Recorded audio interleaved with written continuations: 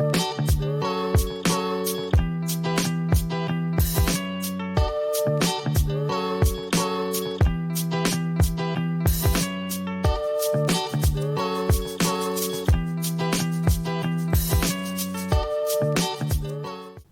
to the Breakfast Breakdown. David Lee, John Gooden. We're going through some of the Fight Island grappling and we're up to Gustafsson versus Fabricio Werdum. Massive fight for Werdum. It was, I think it was last on his contract. Gus was moving up to heavyweight. A little bit of history between the two of them. Got it done, the big Brazilian got it done by armbar. David, it was a really nice setup, the way that he just got the takedown, tripped him, got his hands on him, and it just looked like it was an inevitability from the moment they got down to the canvas. Yeah, I don't know if someone, like you said before, I think you mentioned it in the commentary that he armbarred him before, didn't he? So that's it in training. I think he thinks he didn't want to make sure that wasn't a fluke, maybe. Yeah. So and what got that armbar is that figure four grip. Yeah, I missed that. Solid figure four grip is someone of his caliber. His size, you're not getting that arm back. That's a sticky situation. Yeah. All right. Well, should we take it from where he tries to go for the back? Because this is where, or he did get the back. Sorry. This is where I was confused. Because in MMA, we typically see people the route one is rear naked choke. Yeah, of course. But again, especially someone like Werdum, he's not a newbie, is he? You know what I mean? For sure. He's probably forgot a few things that most people are just learning. So he's on the back. Now, don't forget from here, he's got a lot of control with the legs. So you might be thinking, the things to think about here when we're on the back is I'm always thinking neck or arm. If John defends the neck, then I start to look for his arm. If I'm trying to go for his arm or whatever like this, and he starts to keep this tight, then I'm going to take his neck. So those two are always there. And if I'm really special, I might throw him and try and take his leg. Right? So, but what Werdum straight away does, he doesn't even mess about. Boom. That happens. That grip happens straight away. And then what happens then, he's wanting to dump and get that leg across to make the armbar. If it would have been an easier route, it would have been straight to put Gustafsson on his back and go for the arm. But as soon as he gets here, he doesn't really get the chance to get the leg around the head before the escape starts to happen. So then he gets here, and then all he's got to do here is hang out and wait. But what happens when he's in that situation, I personally, if the person tries to scramble out, I personally like to lay my shin over the back of the head and push your head through so I can turn you over. But the leg, as they're scrambling, as Gustafsson's trying to escape, their leg is over the head. So he's just waiting. And all that's happening is whilst he's got that grip, he's kind of just battling that grip. He doesn't want to extend his arm, so they're in a bit of a tension hold.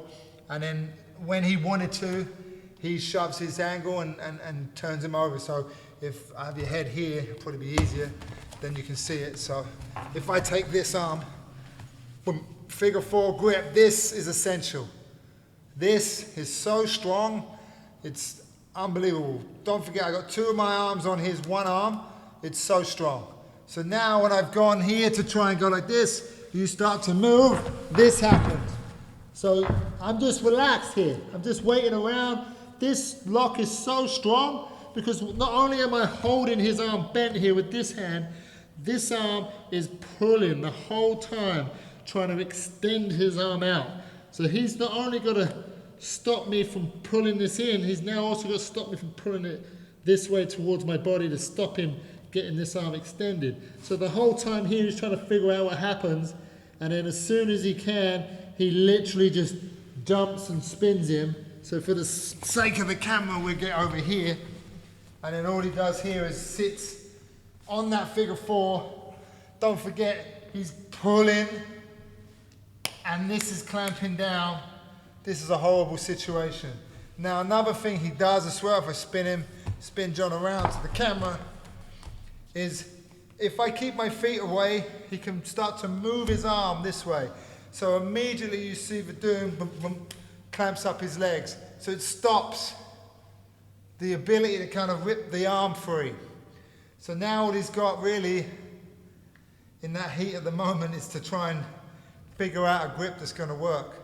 But the trouble is that leaves your head open, and the whole time you see Werdum clamps onto his leg, and what that does, I don't need my other hand, I just clamp my leg, and the whole time I'm pulling his arm away, hitting him, trying to fiddle with the grip here, and you see at one point he even grabs the grip, and then he hasn't got the ability to grab, so then he ends up with that grip being this hand on the wrist. I think it's the other way around, or it doesn't really matter. Now this one out, that one on. So the other way up.